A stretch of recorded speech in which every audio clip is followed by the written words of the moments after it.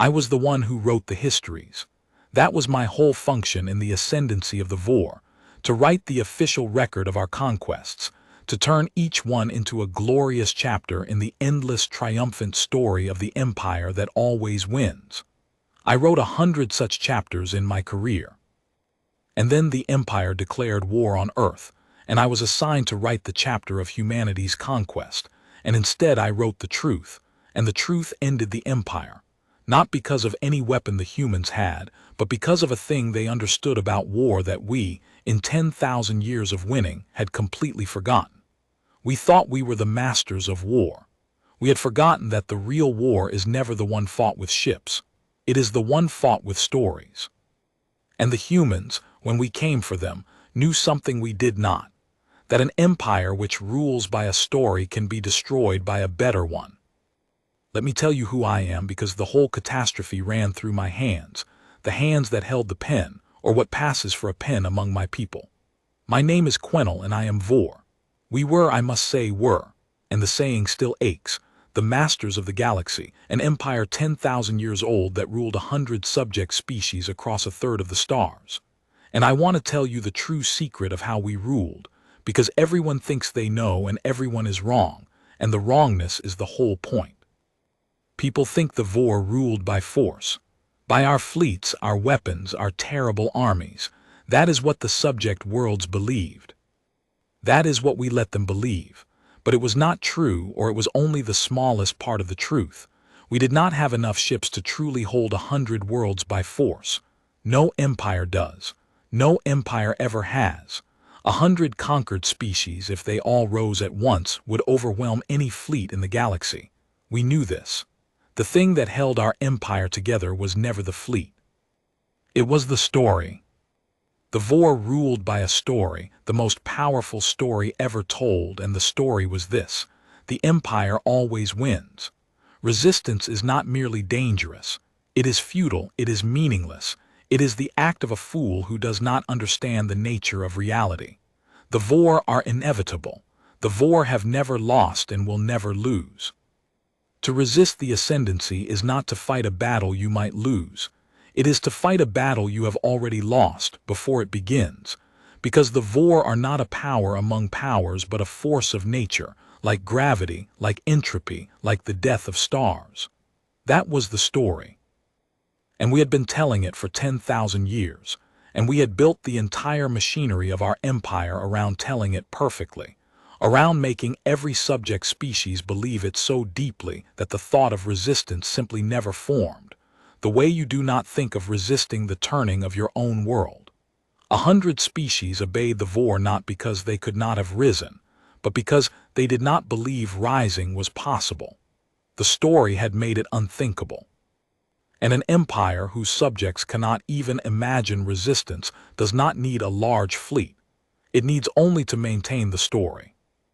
That was my function. I was a chronicler of the Ascendancy, what you would call a propagandist, though we did not use that word, we used grander ones. My task, and the task of the whole great apparatus I served in, was to maintain the story, to write the histories of our conquests in such a way that they confirmed, again and again, the inevitability of the Vaur. Every world we took, I made into a chapter that proved the same thing. That resistance had been tried, and had failed, as it always failed, as it always would fail, because the empire always wins. The subject worlds read my histories. We made sure of it. They were required reading across the Ascendancy, and each one reinforced the story, drove it deeper, made resistance 1 degree more unthinkable. I was very good at my work. I believed in it. I believed in the story. After 10,000 years and 100 conquests, how could I not? The story was simply true.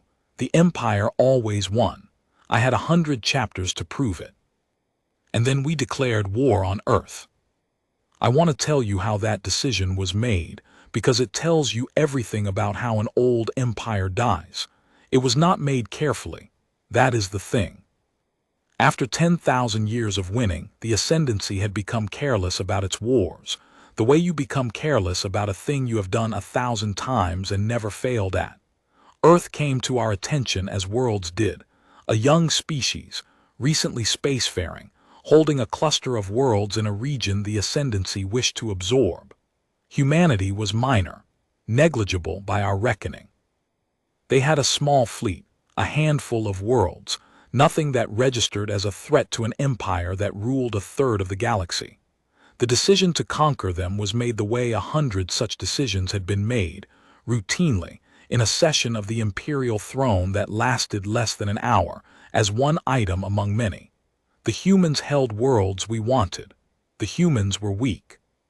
We would take them, as we had taken 100 others, and I would write the chapter, and the story would grow by one more conquest, and the galaxy would be reminded once again that the empire always wins. The throne did not even bother to study the humans closely.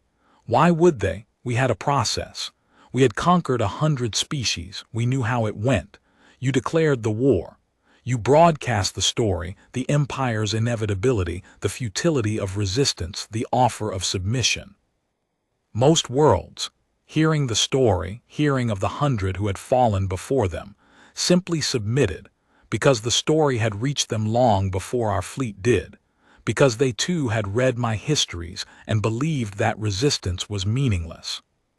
The ones who did resist, resisted briefly and were crushed, and their crushing became another chapter, another confirmation, another turn of the story.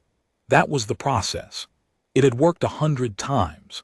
The throne declared war on Earth and assigned me to chronicle the conquest, and I prepared to write the same chapter I had written 100 times, the chapter of another minor species learning the futility of resistance, and I expected to be done within the season. We broadcast the story to Earth, the way we always did. The formal declaration of war, and with it the great machinery of our certainty, the catalogue of our conquests, the reminders of our inevitability, the offer that we always offered. Submit now and be spared the futile suffering of resistance. Join the Ascendancy as a subject world. Accept your place in the story that cannot be changed. We expected what we always got: submission or brief doomed resistance. We had broadcast that story to 100 worlds, and it had never once failed to do its work. Earth broadcast back. And this is the moment, the very first moment, where I should have understood that something was different, though I did not understand it for a long time, because I was so deep inside the story that I could not see when someone was attacking it. Earth did not respond to our declaration the way worlds responded. They did not submit. They did not issue a doomed defiance. The futile roar of a species that does not yet understand it has already lost. We had heard 100 of those, and they only fed the story because we always crushed them. Earth did something else. Earth responded to our declaration of war, our broadcast of inevitability, our 100 conquests and our offer of submission, with a transmission of their own, broadcast not just to us but, we realized later, too late, on every frequency, in every direction to the whole galaxy, to all 100 of our subject worlds at once. And the human transmission was not a defiance, it was a question. A simple, quiet, devastating question, and when I first heard it I did not understand why it made the cold part of my chronicler's mind go very still. The human voice said, "We've read your histories, all 100 of them. You've sent them to us the way you send them everywhere to tell us resistance is pointless because you always win. So we have one question, and we're asking it where everyone can hear, because we think everyone deserves to think about the answer." A pause. If the empire always wins, if resistance is so futile, so meaningless, so impossible, then why do you spend so much effort telling everyone it is? Why does an empire that truly cannot be resisted need 100 chapters explaining that it cannot be resisted? You don't write histories to prove that gravity works. You write them to prove the thing you're afraid people will stop believing. So here's what we think, and we're saying it to everyone, all 100 of your worlds. We think the story is the only thing holding you up. We think you're afraid. And we think the whole galaxy is about to find out we're right.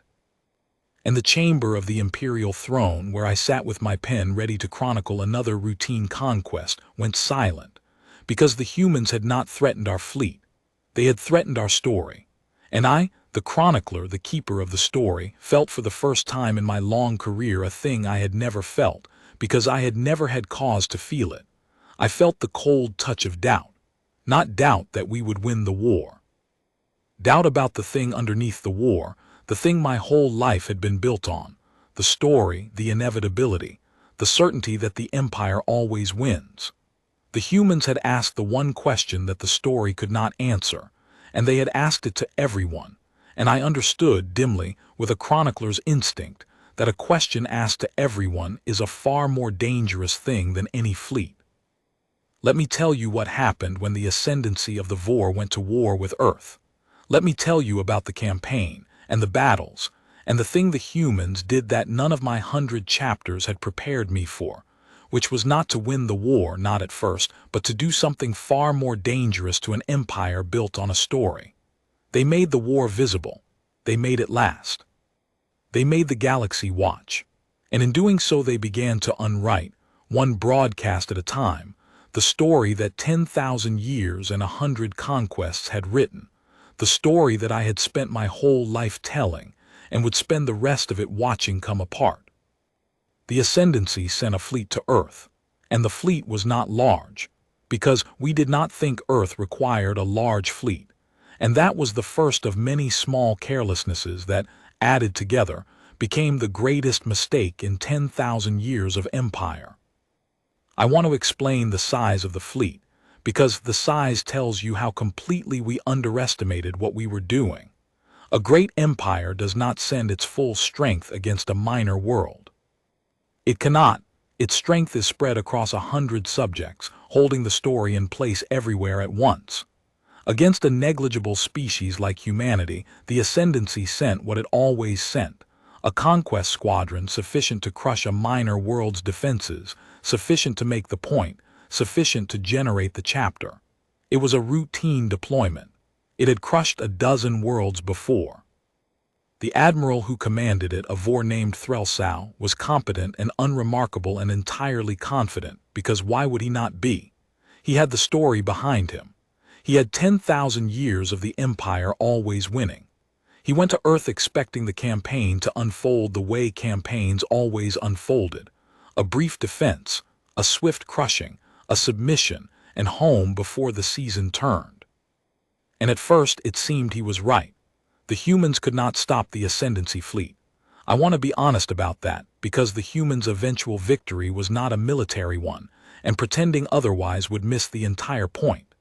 In the opening battles, the human fleet was outmatched. The Vaur conquest squadron was more powerful, better armed, more experienced, and it pushed into the human systems and won engagements, as we always won engagements. Threlsau reported steady progress to the throne. The humans were resisting, but resistance, as my 100 chapters proved, was the prelude to defeat, not a threat to it. I prepared to write the familiar chapter. Another minor species, resisting bravely and futilely on its way to the inevitable. But the humans were not fighting the war I expected them to fight. And it took me a long time to understand what war they were fighting instead, because it was not a war I had a category for. Here is the thing the humans understood that we did not. The Ascendancy's strength was the story, the belief, held across 100 worlds, that resistance was futile and the Empire always won. And the humans had grasped with a clarity that still astonishes me that the story had a weakness, a single fatal weakness, and the weakness was this. The story depended on its conquests being invisible. Think about it. When the Ascendancy crushed a world, the galaxy did not see the crushing. They saw only the result. The world submitted, the chapter was written, the story confirmed. The actual war, the fighting, the cost, the moments where the Empire bled and struggled and was, for a time, resisted, none of that reached the subject worlds. They saw only my chapters, which I wrote to show smooth, inevitable triumph. The story of the Empire's invincibility survived precisely because no one ever saw the messy, costly, uncertain reality of an actual war. They saw the polished history, not the bleeding truth. The humans broke that. From the first battle, the humans broadcast everything. They did not fight the war in secret. the way our subjects always fought their doomed defenses, in isolation, unseen, their resistance disappearing into the silence that my chapters would later fill with the official version. The humans broadcast the war to the entire galaxy, in real time on every frequency, to all 100 of our subject worlds at once. Every engagement, every Vaur ship damaged, every moment the mighty Ascendancy fleet was checked, slowed, hurt. They showed the galaxy the thing the galaxy had never been allowed to see. The Empire at war, the Empire bleeding, the Empire not winning instantly and inevitably but fighting, struggling, taking losses, being resisted by a minor species that simply would not break on schedule. And they narrated it. That was the part that struck closest to my own function, the part I understood best and feared most, because it was my own weapon turned against me. As they broadcast the war, the humans told the story of it, not my story, the story of inevitable Vaur triumph, but a different story, the story of resistance. Every Vaur ship they damaged, they announced to the galaxy, the Empire can be hurt. Every battle they survived, they announced, the Empire does not always win quickly. Every day the war continued, they announced, it has been 20 days, 30 days, 50 days, and Earth still stands, and the Empire that always wins has not won. They were writing a counter-history in real time, broadcast to the very audience my chapters were meant to control, and the counter-history said the one thing my story could not survive. The Empire is not inevitable. It bleeds. It struggles.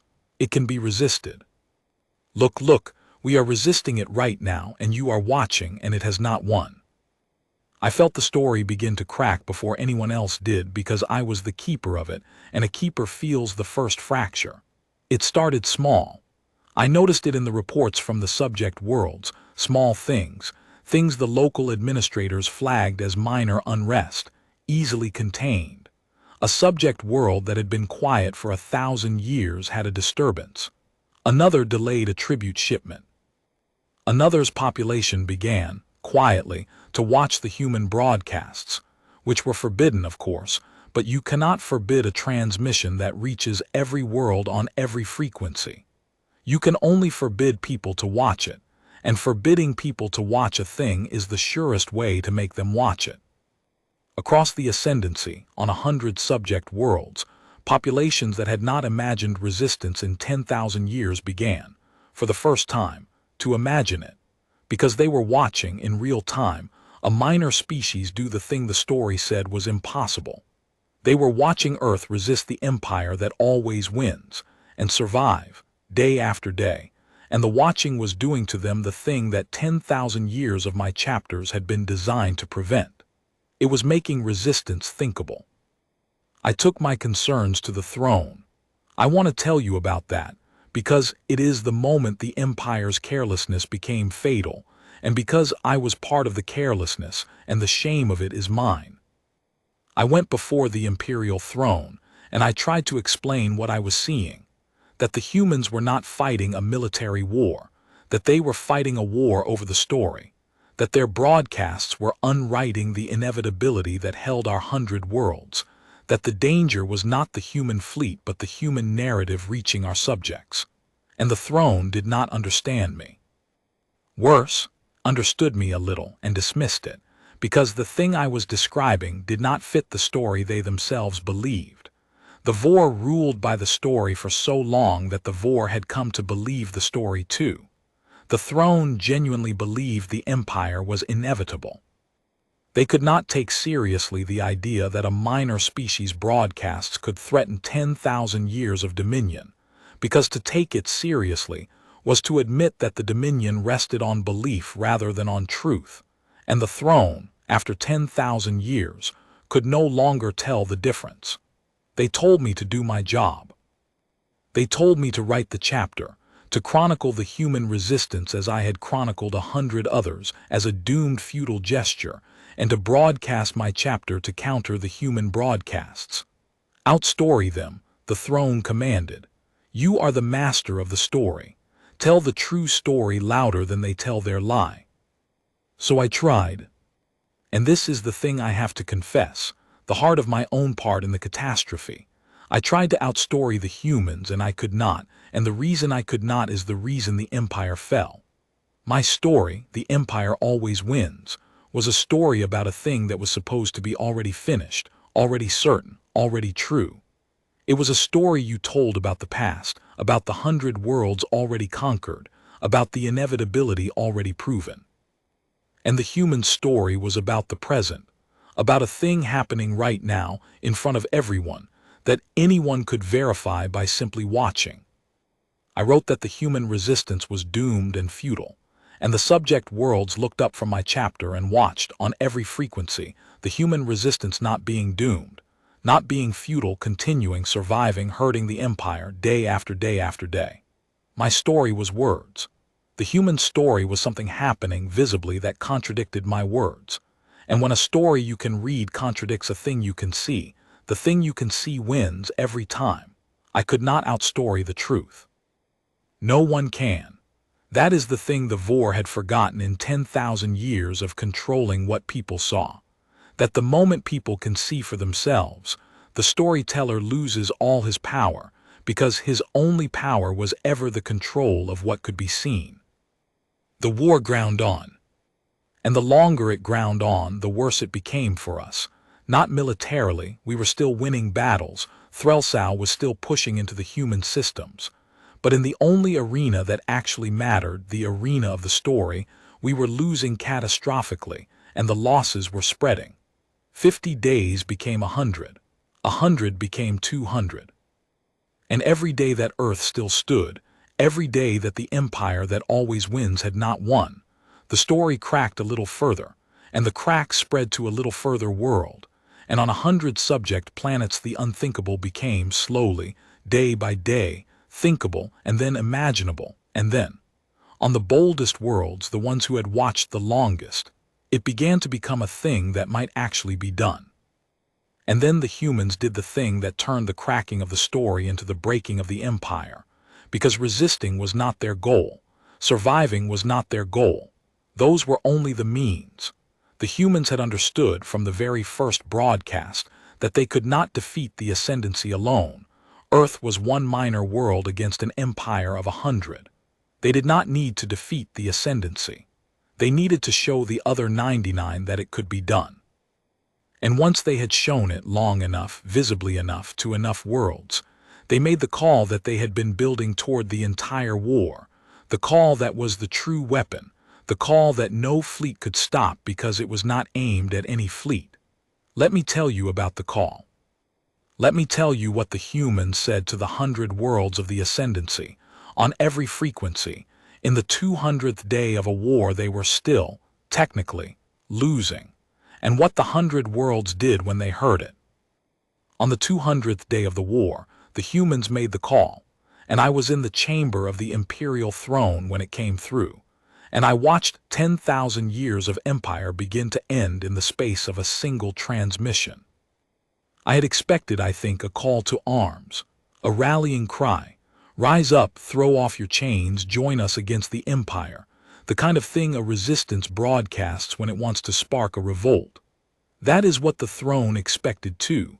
They had prepared for it, had readied their responses, their counter-broadcasts, their reminders of Vaur power. We were all braced for the humans to call the subject worlds to war. And the humans, who understood the story better than we did, who understood it better than its own keepers, did not do that. They did something far more dangerous, because they understood a thing about chains that we had forgotten in 10,000 years of forging them. The human transmission went out on every frequency, to all 100 worlds, and the human voice. I learned later it was a woman named Anna Reyes, who had become the voice of Earth's resistance through 200 days of broadcasts, though the humans were always careful to say she spoke for all of them and not as any kind of ruler. The human voice said this. I have it memorized. I will have it memorized until I die, because it is the thing that unmade everything I was. She said, this is Earth. It's been 200 days. We want to talk to the 100 worlds of the Ascendancy, not to the Vaur, to you, the people they conquered, the people who have been watching this war on every screen for 200 days. We know you've been watching. We can feel you watching. So here's what we want to say. A pause. We're not going to tell you to rise up.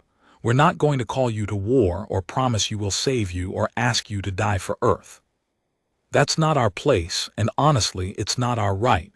You don't owe us anything, and we're not going to become one more power telling you what to do. We just want to tell you one true thing and then leave the rest to you. Here's the true thing. For 200 days, one minor world has resisted the empire that always wins, and the empire has not won. We've shown you that on every frequency, every day, so you could see it with your own eyes and not have to take anyone's word for it. And the reason we did that, the only reason, is so that you would know. Not so you'd rise, just so you'd know. Because the Vaur's whole power over you was a single lie. That resistance is impossible, that the empire is inevitable, that there's no point in even imagining you could be free. And you've now watched with your own eyes for 200 days that lie be false. The empire is not inevitable. It bleeds. It can be resisted. You've seen it. We made sure you'd see it. Her voice went quiet. What you do with that is entirely up to you. Stay as you are if you choose. We won't think less of you. 200 days of war has taught us how much courage it takes just to survive under a boot. Or don't. But whatever you choose, you'll be choosing it as someone who knows the truth now, instead of someone trapped in a lie. We didn't fight this war to rule you, or to save you, or to make you ours. We fought it to give you back the one thing the empire stole from every one of you 10,000 years ago. The ability to imagine that things could be different. It's yours now. It always was. We just made it visible. Whatever you do next, it's yours. And then the humans went silent. They did not call for revolt. They did not promise aid. They simply told 100 conquered worlds the truth, and gave them back the ability to imagine freedom, and left the choice entirely to them. The throne was relieved. I remember the relief in the chamber, and I remember understanding, even then, that the relief was the final proof of how completely the Vaur had lost the ability to see. The throne was relieved because the humans had not called for war, and the throne, thinking in terms of fleets and revolts and armies, believed that a call for war was the threat, and that its absence meant safety. They could not see that the humans had done something far more dangerous than call for war. A call for war can be answered with war. The Empire was very good at war, but the humans had not started a war on the 100 worlds. They had started a thought, and there is no fleet in the galaxy that can crush a thought, no army that can put down an idea, no weapon that can unshow a thing 100 worlds have already seen with their own eyes. The humans had not lit a fire. They had simply shown 100 worlds that the thing they had believed was unburnable would, in fact, burn. And then they had handed each world its own match and walked away and said, "It's yours now, do as you will." And the 100 worlds began, one by one, in their own time, in their own ways to choose. It did not happen all at once, and it did not happen the way a revolt happens in the stories. No single glorious uprising, no coordinated galactic rebellion. It happened the way real change happens, which is messier and slower and far more unstoppable.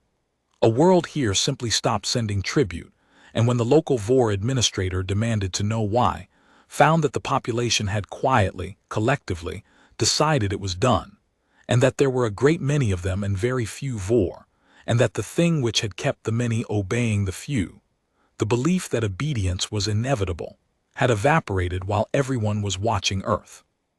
A world there declared itself free, not with an army, but with an announcement, and dared the overstretched empire to do something about it. A world somewhere else did nothing dramatic at all, but its people simply stopped being afraid, stopped believing, stopped performing the obedience that the story had required. And an empire that rules by a story cannot survive its subjects ceasing to believe the story, any more than a currency can survive everyone deciding the paper is worthless. The Vaur had been right about one thing, all those 10,000 years. 100 worlds, if they stopped believing resistance was futile, would overwhelm any fleet. We had built our entire empire on making sure they never stopped believing it, and the humans, in 200 days of broadcasts, had made them stop. The Empire could not respond, because the Empire had never actually been built to fight 100 wars at once. It had been built to never have to. The fleet that had been holding a third of the galaxy by the threat of force discovered that the threat only worked when it did not have to be carried out everywhere simultaneously. And now it did, and there were not enough ships. There had never been enough ships. There had only ever been the story, and the story was gone. Threlsau's squadron was recalled from Earth to try to hold the unraveling, and could not, because you cannot be everywhere, and the unraveling was everywhere. World after world slipped free, not because they defeated the Vaur, but because they stopped believing they couldn't. And 100 worlds that stop believing they can't are not a thing any empire can hold. I watched it from the chamber of the throne, the chronicler whose chapters had held the story in place for so long, and I felt the strangest thing as I watched my life's work come apart. I felt relief. I want to confess that, because it is the truth and it is the beginning of what I became.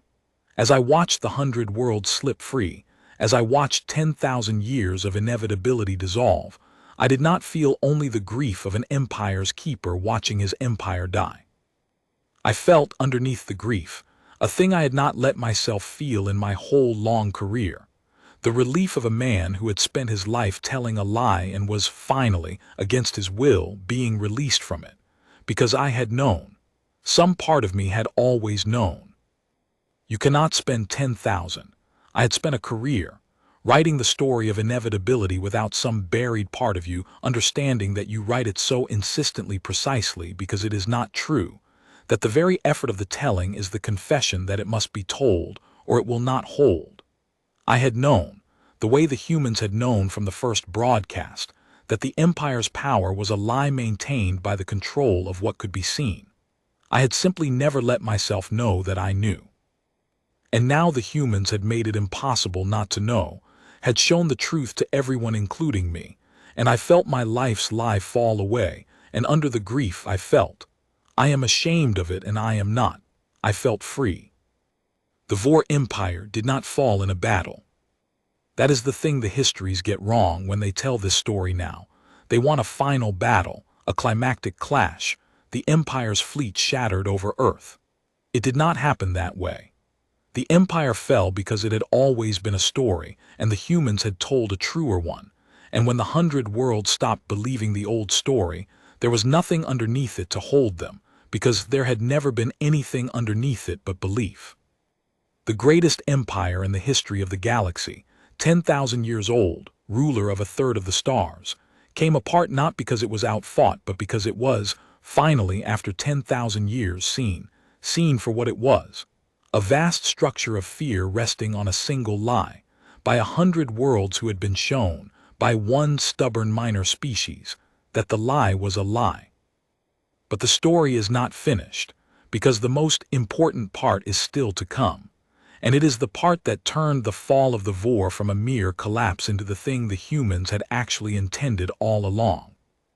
Because when an empire that ruled a third of the galaxy falls, something must fill the space it leaves, and the question of what would fill it, the question of what the humans would do with the galaxy they had just cracked open, was the real test, the test that every previous power in galactic history had failed. Let me tell you what humanity did when the Empire fell and the 100 freed worlds, frightened and leaderless and looking for someone to follow, turned to Earth, the world that had broken their chains, and asked humanity to take the Empire's place. Let me tell you what the humans said. Because that answer, even more than the war, is why the Empire's war on Earth was the greatest mistake in the history of the galaxy, and why I, the chronicler of a dead empire, have spent the rest of my life telling its story. When the Empire fell, the 100 freed worlds were terrified. I do not think the histories capture that, the terror of freedom, but I saw it, and I want to tell you about it, because it is the thing that makes what humanity did at the end so much greater than what they did in the war.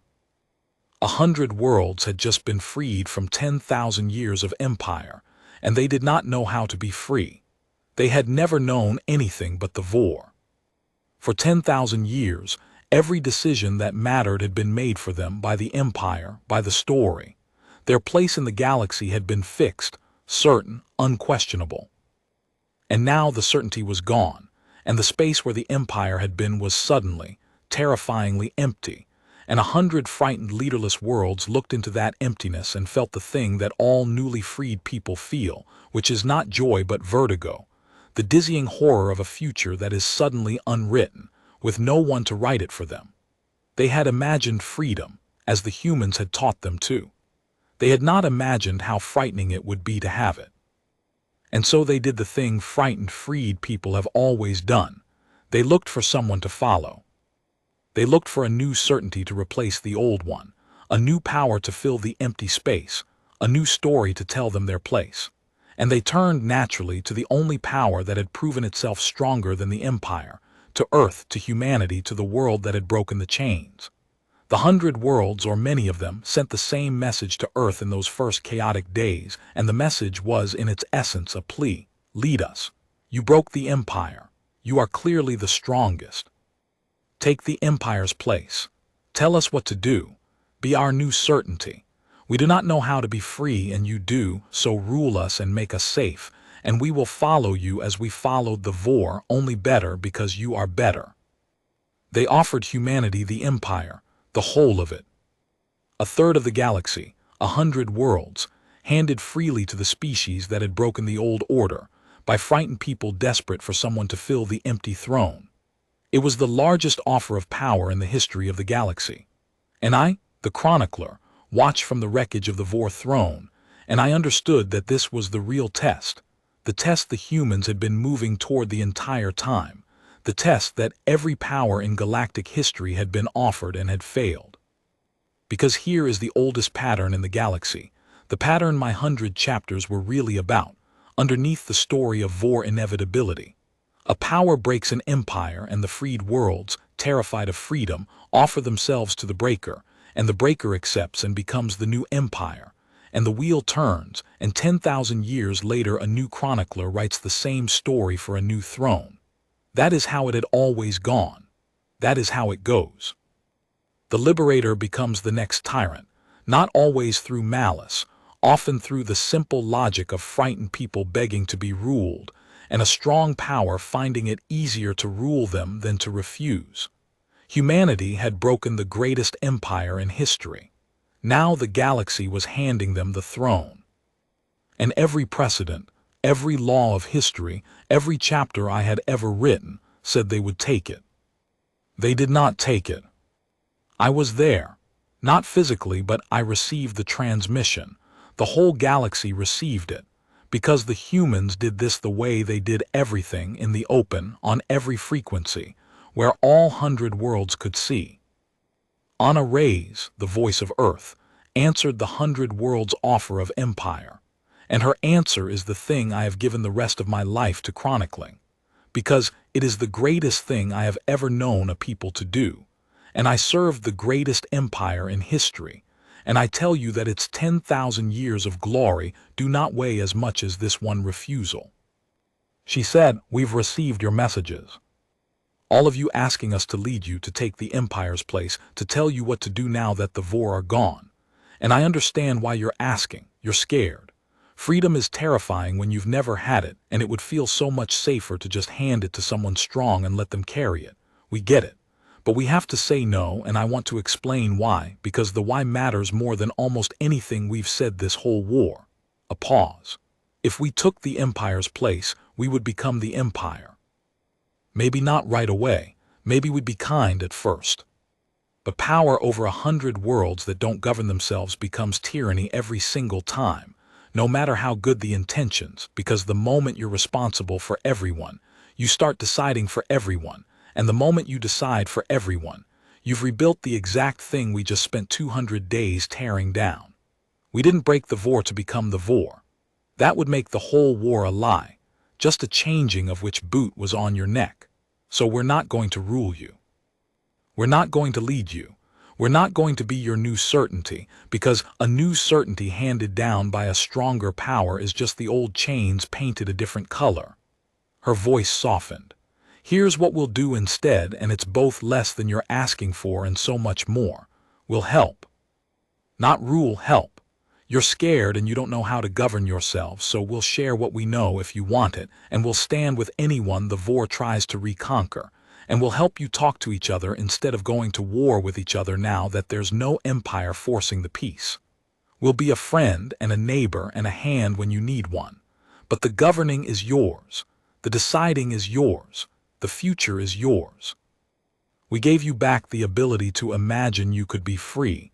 We are not going to insult that gift by taking the freedom for ourselves the second you offer it to us out of fear. You're going to be free even though it's terrifying, especially because it's terrifying.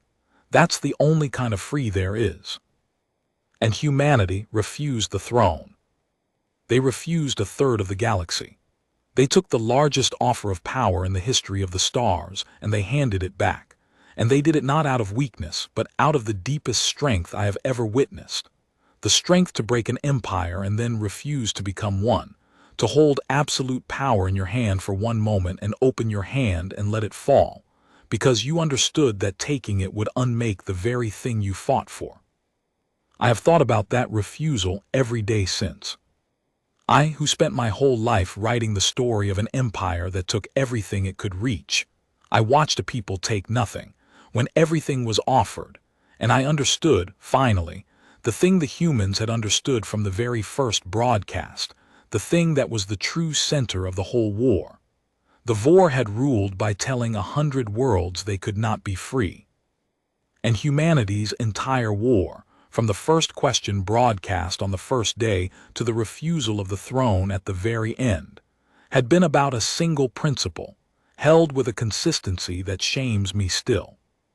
That freedom is not a thing one people can give another, and it is not a thing one people should take from another, and the only role a strong and decent power can play is to break the lies that prevent freedom and then, having broken them, to step back, and let the freed be free, even when they beg you not to make them. Humanity did not free the galaxy by conquering it. They freed it by refusing to conquer it, twice. Once when they broke the empire, and once, more importantly, when they refused to become the next one. What became of the galaxy? It is messier now. I will not pretend otherwise. 100 self-governing worlds is a chaotic thing compared to the cold order of the Ascendancy. There are disputes and difficulties, and the hard, slow work of 100 peoples learning to govern themselves and to deal with each other as equals rather than as fellow subjects. It is harder than the empire was. Freedom is always harder than the boot. But it is theirs, truly theirs, each world's future its own, and humanity keeps its word and helps where it is asked and rules where it is not, which is nowhere. The wheel that had turned for 10,000 years, the wheel of empire breaking empire and becoming empire, stopped turning, because one people reached the place where they could have seized the wheel and chose instead to break it. And I am Quenel. I was the chronicler of the ascendancy of the Vaur, the keeper of the story of an empire that ruled by a lie. The empire is gone, and my story is gone with it, and I do not mourn either because they deserve to die. But I am still a chronicler. It is the only thing I know how to be. And so I have spent the years since the fall doing the only honest work I have ever done, which is telling the true story. This story, the real one, the one my 100 chapters were written to prevent anyone from ever telling. I travel the freed worlds now, and I tell them what happened, all of it, including my own shame in it. And I tell them the thing the humans taught a galaxy that had forgotten it across 10,000 years of empire. The Galactic Empire declared war on Earth, and it was their greatest mistake. Not because Earth had a greater fleet, Earth never did. Not because the Vaur were outfought, we were not in any battle. It was the greatest mistake in the history of the galaxy, because the Empire was a lie that ruled by keeping 100 worlds from seeing the truth, and they declared war on the one species that understood that the truth, simply made visible, is stronger than any empire, and that fought not to win, but to make the truth impossible to hide. The Empire's whole power was the control of what could be seen, and they picked a war with the people who would make the galaxy see. I served the empire that always won.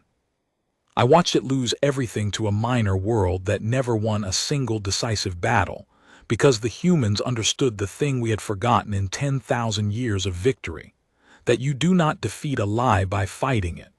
You defeat a lie by showing people the truth, and then trusting them, the hardest thing of all, to do the rest themselves. The empire fell because it was seen.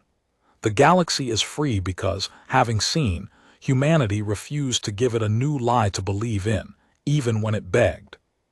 And the greatest empire in the history of the stars is now a single true story, told by its last chronicler on 100 free worlds as a warning and as a hope that no lie rules forever, and that the strongest thing in the universe is not a fleet or a throne or an empire that always wins. It is the truth, made visible in the hands of people brave enough to refuse to rule.